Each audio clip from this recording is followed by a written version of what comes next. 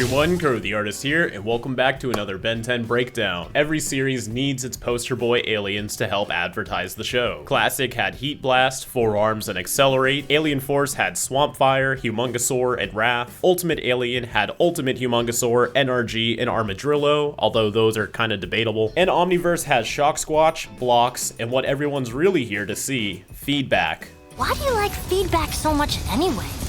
Because he's awesome and cool? Although, unlike every transformation I mentioned before, Feedback had an entire arc dedicated to his significance. Aliens like Cannonbolt, Wrath, and Jerry Rig received spotlights to emphasize their debut, but that doesn't come close to taking a full 2 seasons to build the mystery on why such an addicting new transformation in Ben's youth has mysteriously disappeared. Tell me about Feedback. That book's closed. Right around the time Malware, one of Azimuth's greatest accidental failures, also seeped back into the shadows. However, when it's revealed that Ben lost Feedback due to Malware destroying him, how exactly does this work? It's certainly something we've never seen any villain successfully pull off before. The closest we've came to this prior is Eon, but Ultimate Ben was able to easily restore Ben's lost aliens in the same adventure, whereas Malware was able to permanently stop Ben from using Feedback again, even when he changed his watch a handful of times. This is the subject I explore in this video along with the second part, which comes out tomorrow, but we're also taking a look at how the whole Malware arc wraps up altogether. Like I said, it took us 2 seasons to get to this finale, and there's quite a lot to talk about. So if this is your first breakdown and you're curious about how my rating system works, there's a detailed description down below, along with a link to all my previous breakdowns, but by all means watch this one first, I'm sure you'll still enjoy it. I'm also happy to say that And Beyond Season 2 is back for new episodes coming soon. There's a lot more detailed information that I'm going to be releasing in tomorrow's video, along with revealing the home planets, and it's going to be a big one. And I'll be opening up my commissions again, paired with my Drawing with Kuro's streaming series. I'll also be talking about that tomorrow, so make sure you catch Showdown Part 2's breakdown for all of the intricate updates. Also, in a quick review I released earlier on this channel this week, I asked y'all to draw some of the more adolescent versions of Blocks and Ball Weevil, the 2 aliens that young Ben used in Arrested Development. Since the first time Ben was de-aged in Don't Drink the Water, his aliens also looked a lot younger. They didn't do the same thing in Arrested Development, so I wanted to see if fans had any ideas on what they should look like. A couple of y'all reached out to us on Twitter to show us your own drawings, and there's a lot of really cool ideas here, so thank you for participating in this fun experiment. And hey, if you missed out, it's all good. You can still draw some up and tag us on it on any of our social medias. I'd still love to see them.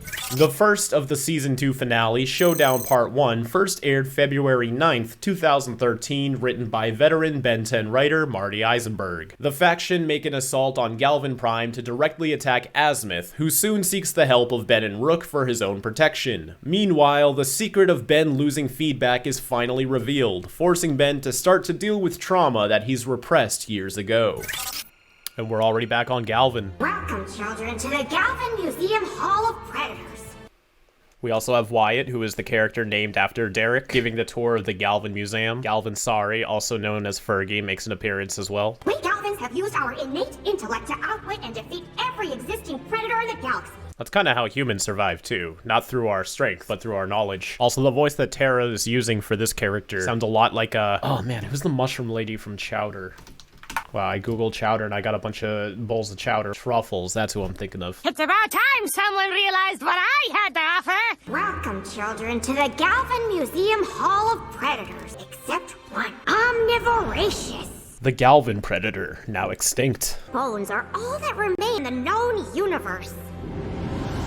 Oh, so I never noticed this before. This little sphere right here is like a hologram projector. If you notice this little curved shadow right here, when it zooms in and you start seeing the planet, that little curve and the highlight from the bubble remain. So this isn't just a visualization for the audience. The characters at the museum tour are seeing this as well. Freak asteroid collision and a fluke of extreme climate change that wiped out omnivoracious. Don't worry, folks. It's okay to show on-screen death on Ben 10 as long as it's not human. Actually, they kind of broke that too. But they got some pretty great designs. I like the double eyeballs there, along with the teeth on the beak. Pretty good stuff. Azimuth Pavilion of Astounding Galvin Brilliance. Of course, Azimuth has his own section. More like persistently pervasive. Man, their security is terrible. Remember in Ultimate Alien when they would be able to detect intruders when they were still in orbit? Now a mad scientist, an assassin, his dog, and a dangerous mutant are just right here on the planet and no one knows. But then again, That look.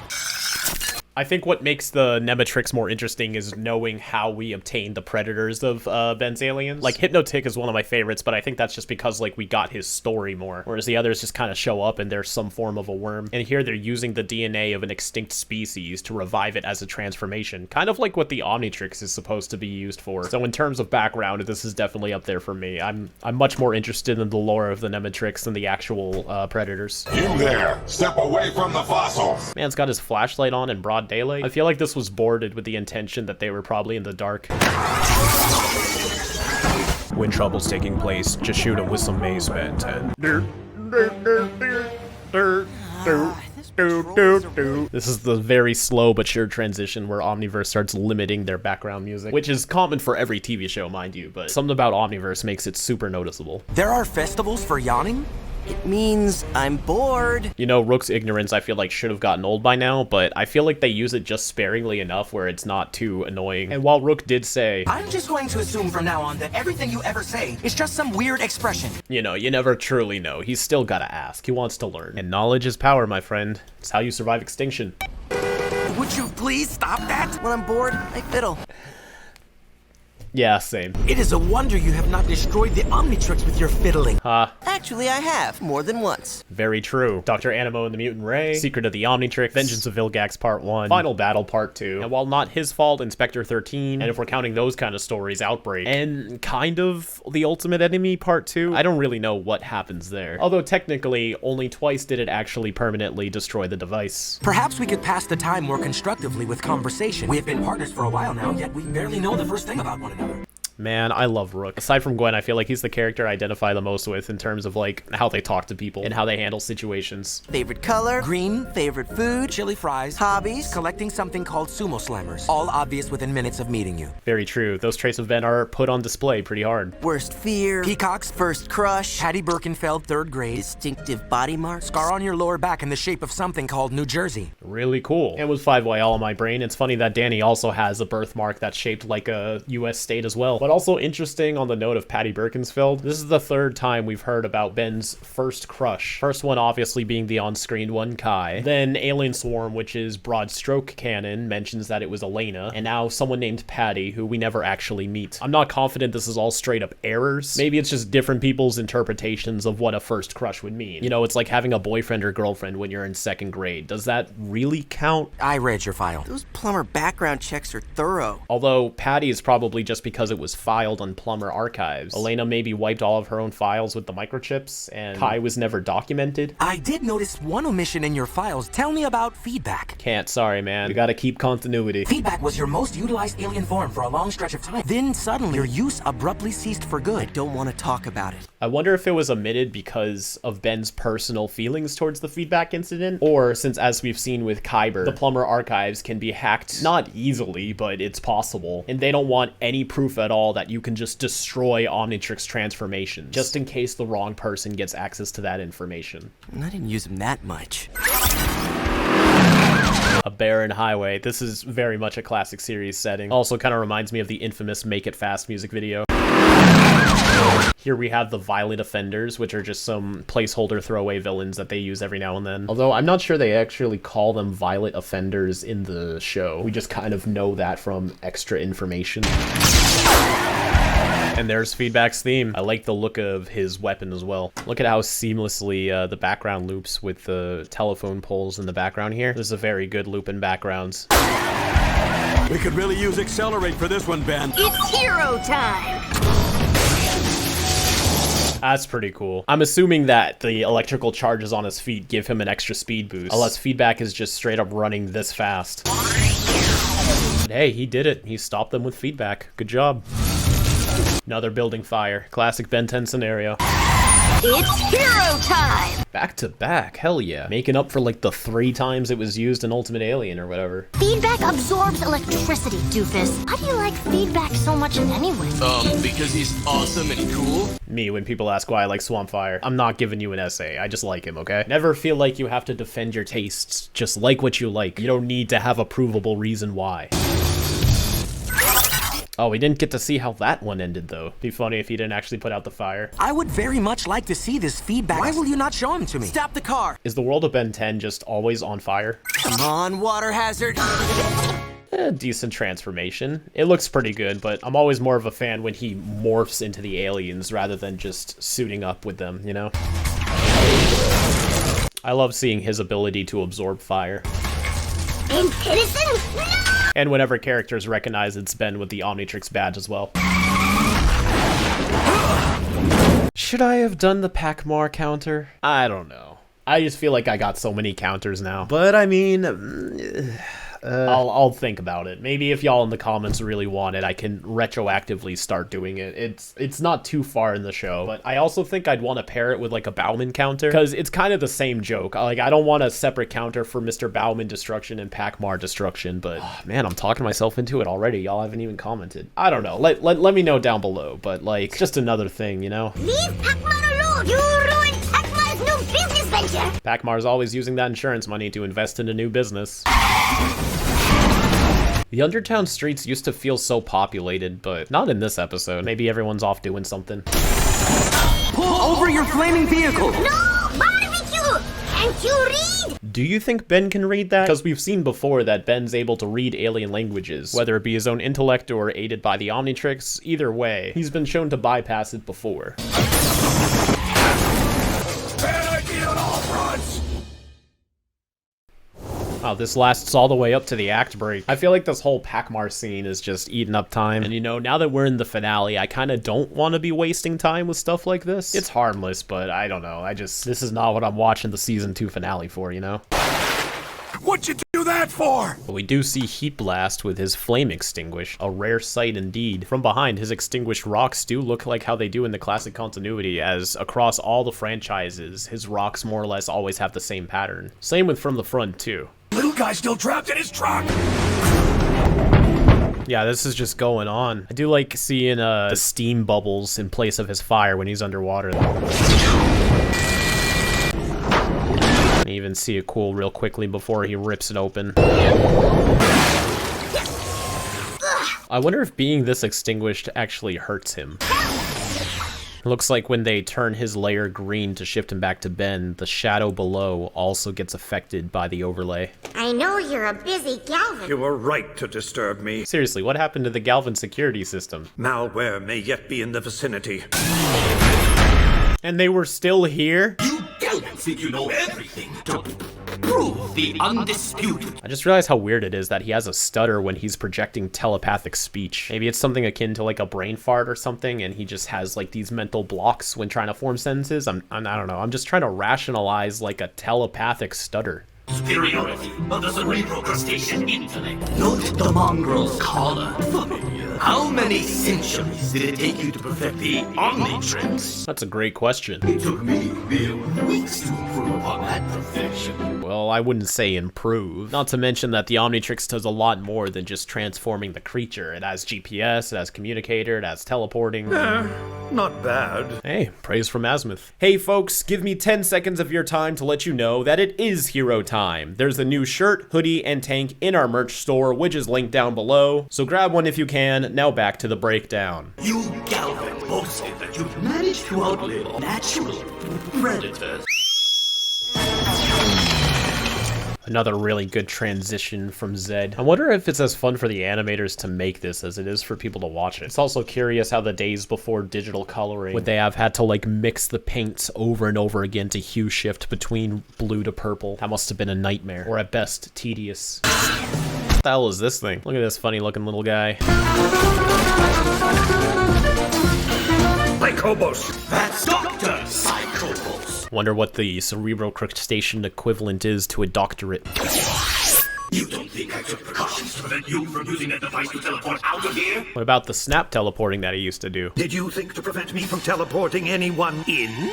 Although that is a good twist. Put Hackmar's truck down! You know, ever since Ben started using Humongosaur in Omniverse, I feel like he's in like every episode. They quickly went from having him be this big reveal in season 1 to boom, here's your Humongosaur. You ready? What are we looking at? 7 out of the 10 episodes of season 2 we got Humongosaur. And they nixed Jet Ray because he was overused? Come on. That's a cool teleport effect. We've seen quite a few different teleport effects from Azimuth before. I hate you!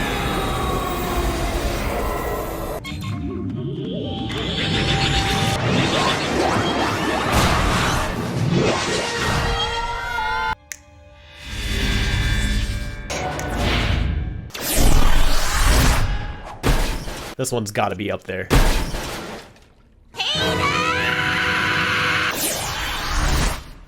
Perhaps you have been cheated, but I have just been handed an incredible stroke of good fortune. Kyber sees that as an absolute win. My ultimate prey is now trapped in this arena. Now let's see if his skills can match his confidence this time around. Keep your focus on Azimuth. How about new? This is a great one too. Look at how the feathers split up into the 6 arms of the Tyrannopede, and the teeth even stay in line when they morph into its jaw. There's so much skill that it takes to be able to draw this kind of stuff. Alright, we're gonna play a little game now. Ready, folks? Is Ben either going to A, grow as Humongousaur to fight this thing with more of an advantage? B, try transforming into his one of many other aliens that he has not yet seen a predator for? Or C, make things much harder for himself than he needs to? Cast your vote down below. I'll wait. It's fine.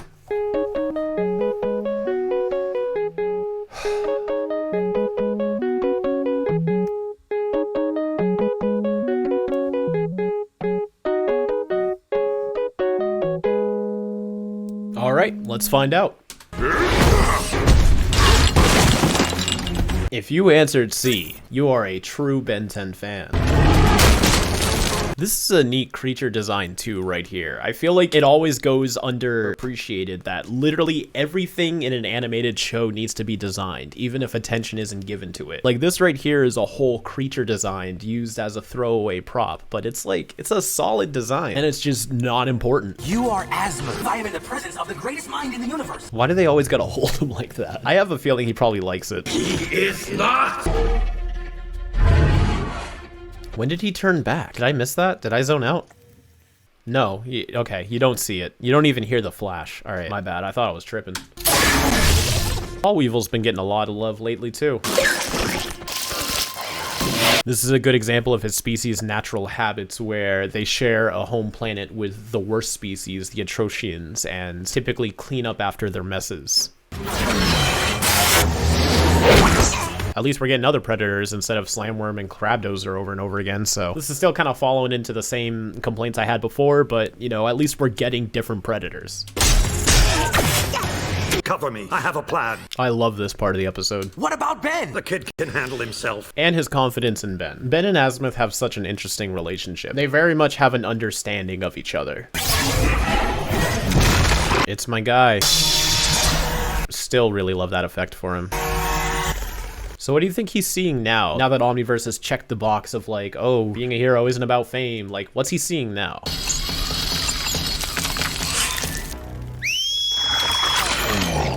What a fantastic solution. Azimuth was able to recognize the frequency that Kyber uses to switch Zed between her transformations, and then create a woodwind device to mimic that sound, using the Proto Tool, a device he's never seen before. This is all excellent stuff. A perfect example of the Galvins using their brains to survive rather than brawn. It feels very Doctor Who. I've actually been rewatching a lot of Doctor Who lately, so maybe that's just what's on my mind, but where my Whovians at?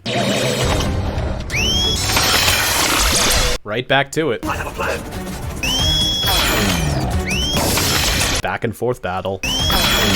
Foolish games. Concentrate on Azimuth. Man, why don't you just go down there? You got brainstorm zap stuff.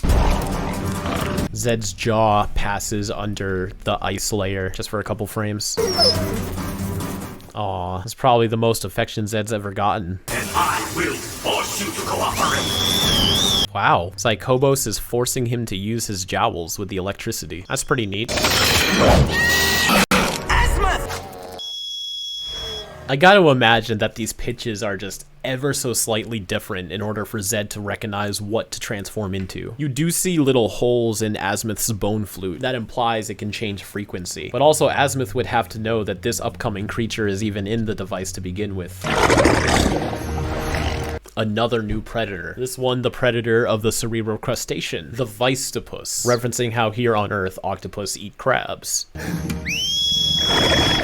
and now the whistle is telling it what to do, not just to transform. I do wish the whistles sounded different from each other, but maybe they would have felt like it'd be too complicated to be obligated to make sure that the pitch of each whistle is consistent between episodes, because, you know, folks like me are gonna ruin it and try to compare them, so they're like, might as well just make them all the same pitch no matter what, and just assume that the characters in the universe are able to differentiate the pitches. Help me! How about no? It's not a Ben 10 villain team-up without betrayal. So Dr. Psychobos is teamed up with Kyber. Oh yeah, they didn't know that. The audience has known for like a season, so. Looks like your partner ditched you. I knew we never should have trusted him. But without him, you wouldn't have been able to get the DNA for your Nemetrix, so what would you have done then? What do you mean we? When last we encountered Malware, he said that you had already lost without even knowing it. Is Rook having this flashback? He wasn't even there. All of our ships have Galvin security codes. He must have downloaded them from my onboard computer. Oh snap, so that's how he got by the, okay, yep, all right.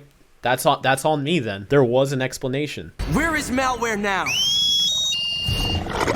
Hey, different whistle pitches. Look at that too. It's like this episode is correcting itself in real time. That's enough, boy.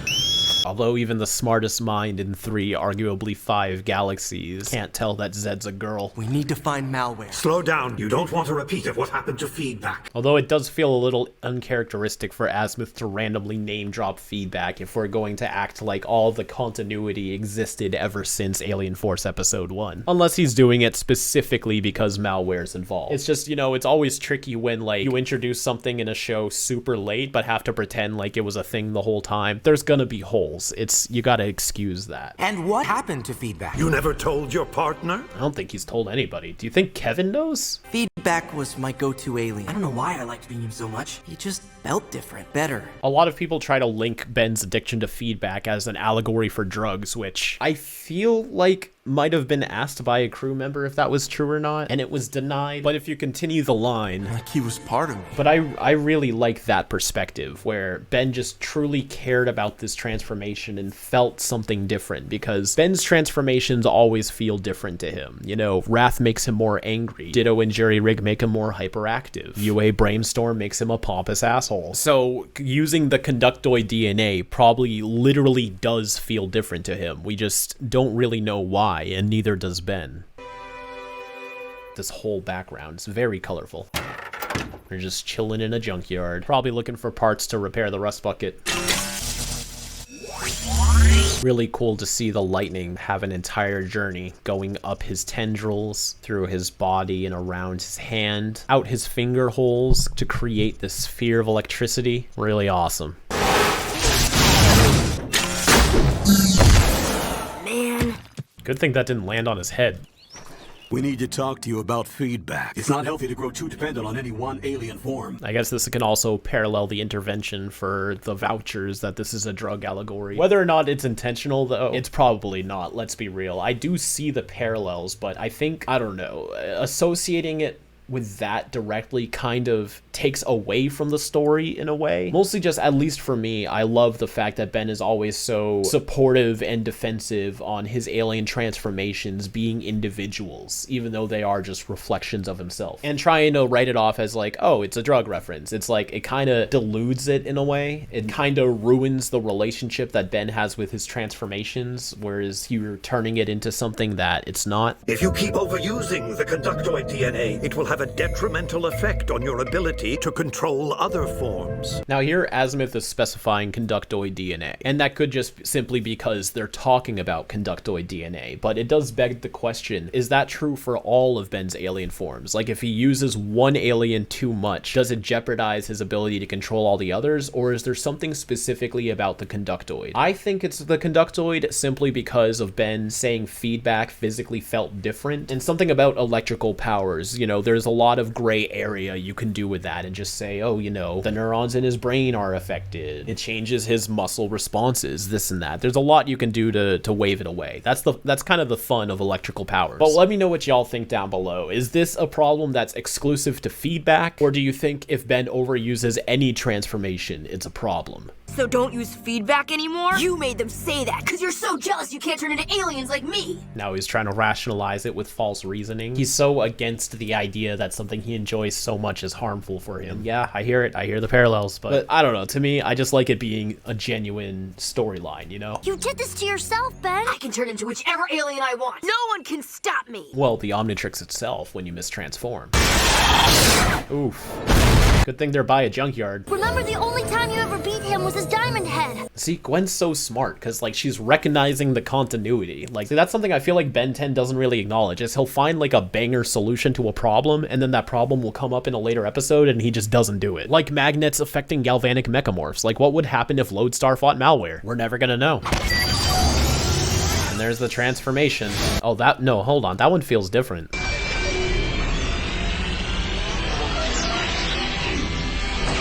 Yeah, alright. Feedback's got a second transformation. Third if you want to count the other one where they just flipped it for some reason, but... Relax, Gwen. What goes around, comes around. Ironically, he said that as Diamond Head. What comes around, goes around. Excellent suggestion. Man, the Rust Bucket too is like indestructible right now. Turn into Diamond Head, quick! Gwen, you know he can't quick change. He destroys the Omnitrix. Did you notice that quick frame where the outline around the Omnitrix turns red? I love that dial-up sound effect playing throughout it. Now this is also a very interesting thing for him to do. Ripping feedback out of Ben. It kind of makes a little sense only because we've seen a very similar thing happen with Eon.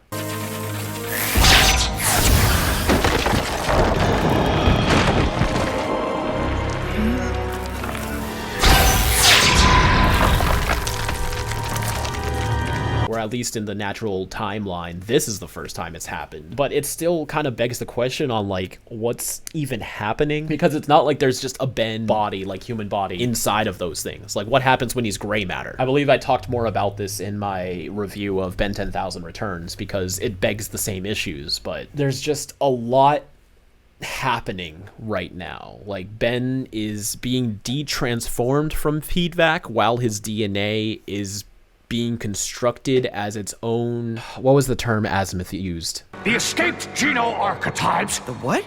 Your transformations. The DNA archetypes or whatever Azimuth said, those were like physically manifested without Ben needing to transform into them. So the Omnitrix is making feedback have its own body, being removed from its alien selection, transforming Ben back to human away from the DNA, all at the same time. And Malware does this confidently too, like he knows that he can do this. So this is just, it's a lot of... What is this? Can he do this with other aliens too? This one might not be exclusive to conductoids. This seems to be your favorite alien, not anymore. No! Yeah, very similar to Eon destroying Ben's transformations. It must be very surreal seeing Ben's aliens right in front of him though, because they are him. It's not like if you take off a costume and lay the costume in front of you on the couch or something. Can you imagine just seeing your own body laying there like... Though I am here for Azimuth, I wish to destroy him with his most precious creation. And another beautiful rendition of the Omniverse leitmotif. This too. I'm not sure if Ben's doing this on purpose or just trying to select an alien. It's like Ben disabling the master control and Back with a Vengeance. It's just a bunch of unexplainable things happening. Also, I don't really like how the white bands are overlapping the dial here. You want it so bad. A very emotional moment for young Ben. The power of the Omnitrix flows through me. We get to see Malware temporarily green, which should be his regular color scheme. No. Really great animation of him morphing all around like that. I feel like this scene could benefit from some of that good old Alien Force Season 3 camera shake. It seems a little bit too stagnant. It's very intense. I don't know, it could just use that extra oomph, you know? Fantastic. Though we thought Malware was destroyed. I mean, the last couple of times he blown up, he survived, so it's kind of on y'all. As a failsafe, the Omnitrix would never accept a conductoid species again. Which explains why Ben doesn't have feedback anymore. Or does it? I feel like that's a part 2 discussion, but I have a lot of thoughts on that. And it was all my fault. Just forget it, all right? Wish I could. See, here Ben's acting like he actually cost someone their life. Just further developing Ben's respect for his aliens as individuals. But it's not over, folks. You're forgetting that this is a 2-parter. That's a really cool Proto Tool function.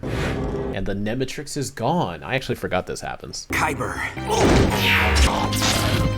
Oh, poor Zed. Kyber and Malware are still out there. Galvin B. Really cool effects. I like how this looks. Dun dun dun. See, that could easily like be like the season finale and bleed this into season 3, but I'm glad that they don't. All right, part 1. So at least with the track record of Ben 10 2-parters so far, it always seems like part 1's a banger and part 2 struggles to live up to the hype. This one I feel like is in reverse. I don't really dig part 1 of this that much. I'm only giving the plot a 3. It's average. Feels like we've been getting a lot of average plots lately. Like I said, the whole Pac-Mar thing just kind of drags on. To add on to that, so I just looked and the Pac-Mar scene is over 2.5 minutes, and as you'll see for my Showdown Part 2 review, there's a lot of stuff they said they had to cut, but like they have like almost 3 minutes of this Pac-Mar scene, and it's like, why is this here? And then you had to sacrifice important story elements, you know? As does the fight with the Nemetrix stuff. It was cool seeing the other half of the alien selections as well as 2 new predators, but I don't know, something about the Nemetrix, it just doesn't have the same intrigue. It's like each Nemetrix predator is only interesting for its like debut and then it quickly fades. I don't know if that's just me or not. If y'all think I'm being unfair, please call me out, but just the Nemetrix just doesn't hit, you know? But I do think both of the species there were creative. I like the bird one, I like the squid one, they're all right. I did like Azimuth's solution to controlling Zed. That was very well put together. And we finally get the history of feedback. Pretty straightforward. Ben becomes addicted to a transformation, but we never actually see the repercussions of Ben using feedback too much. Malware destroys feedback before it's too late. So I feel like it would have been more interesting if Ben became the catalyst for feedback's destruction. He does say that it's all his fault, but it wasn't really. It was Malware. Perhaps if you nixed the goofy Pac-Mar intro, you could have dedicated some time to showing Ben unfortunately fulfill Azimuth's warnings of overusing the transformation. And then whatever it is, Ben gets stuck as feedback, the Omnitrix rejects the DNA, it destroys it, you know, take your pick. Something happens because Ben used feedback too much, and that's how the transformation gets destroyed. But, you know, I don't really like holding episodes' rating systems to just standard, well, they could have done this, because every episode has a, well, you could have done this. It's just a matter of how much that actually matters, you know? And with here, I feel like it doesn't matter as much, but the episode didn't have a lot of content to justify its length. The true highlight of it is feedback's origins, but it's more of just Kyber and Psychobos fucking around. And we've already spent so much time on Galvin, both in Alien Force, Ultimate Alien, and Omniverse, and we're gonna keep coming back here in Omniverse. It's just not the best location. I don't know, this just... It was a weak first part, you know, this doesn't hook me. I would have been okay if this was the season 2 finale and I had to wait a couple months to see it pay off in season 3. Like, this doesn't get me on the edge of my seat, like, what's gonna happen? The moon blew up? It just happened too quickly and too far at the end for me to really get wrapped into the hype of it, you know? But characterization, I think it deserves a 5. Not only was everybody well written in character, this also allowed Ben to have more of a deeper display of his characterization and emotions. We get to have some fun with Omniverse Azimuth. I think he's very well written in this series. I will always miss his grumpy old man attitude, but Omniverse Azimuth is still a very pleasant character. Psychobos and Kyber were written in character, so I can't really fault the ratings. I'm enjoying them less and less. They just really can't hold my attention. They're extremely one note. They're overplayed, and all of their scenes are exactly the same. Psychobos wants to be the smartest being, Kyber wants to hunt Ben, and Zed and Ben just counter each other over and over again. It's like, I'm just sick of it, you know? But it's in character, so. Visuals, I'm only gonna give a 3. Like I said, the new Predator designs were awesome, but the battles weren't that interesting, and the animation, while it's pretty good, didn't really have any standout wow moments. And the locations were restricted mostly to the Galvin Museum, which, while it looks pretty good, is not the most exciting location. Again, like the plot, it's just, there's nothing really hooking me with that season finale feel. Importance though, easy 5. And entertaining, we're gonna drop back down to a 3. Personally, I feel like it's an easy 2. I might even knock it down to a 1, just because once you know feedback's origin, nothing else really matters. I mean, yeah, they defeat Psychobos, but he'll come back. Zed is freed from Kyber now, you know, that's neat. But I'll give it a 3 just because I know a lot of the fandom has high praise for this two-parter, this first part included as well. So I don't want to let my distaste for this episode seed too much into my ratings. So it's a generous 3. I just don't really enjoy this episode. So we're gonna finish it off with a 19 out of 25. It's decent. We got some cool things that go on, and we have a very, very memorable scene. Probably one of the most memorable scenes in all of Ben 10. So a 19 out of 25. Showdown Part 1, you've earned your spot on the high ratings list, but it also goes to show there's a reason I don't rate these episodes strictly on my own opinion. Nonetheless, let's move on to these final thoughts. So after doing some digging, I still failed to find the initial screenshot where Derek name dropped the Violet Offenders, but Derek did inadvertently confirm the name in a different screenshot where he revealed the Violet Offenders were based on the Q boss from Giant Robo, one of Omniverse's vast catalog of character references. Also, on the note of Brainstorm's predator mimicking the evolution we have here on Earth of squids eating crabs, birds are also notable predators of frogs, which perfectly pairs the Galvin predator together with the little frog scientists as well. Circling back to our last full breakdown on Rook's home planet, it turns out there are landmarks similar to Ravana using a technique called terrace farming. Thank you to a handful of comments for educating me on the subject. And on the topic of Fistric inexplicably hyper-evolving the Muroids, it said in this screenshot that Muroids are smart and even Omnitrix obtainable, which makes sense with other aliens of the like Wildmutt, but I do wish we got more confirmation of that in the episode, as it seems like the story leads you to believe they are a lot less intelligent than this screenshot claims they are. And as silly as Omniverse can get, it's still pretty unbelievable that Fistric can just train the Muroids to be able to speak and walk on legs and this and that, all within a couple of months. Our last poll was asking you which part of Rook's home planet did you enjoy learning about the most, and it seems like Rook's family had an overwhelming positive response. They are very interesting characters, and I would have liked to get a lot more of them, although personally I'm a big fan of the Amber Ogia lore. For this poll, I want to ask y'all, now that we've experimented with the format twice, do you think quick reviews should continue to be uploaded on the main channel, or should they stay separated to the Rust bucket? Let me know what you think in the community tab when this video goes live. I hope you all have a fantastic start to your weekend, and as always, keep it fizzy.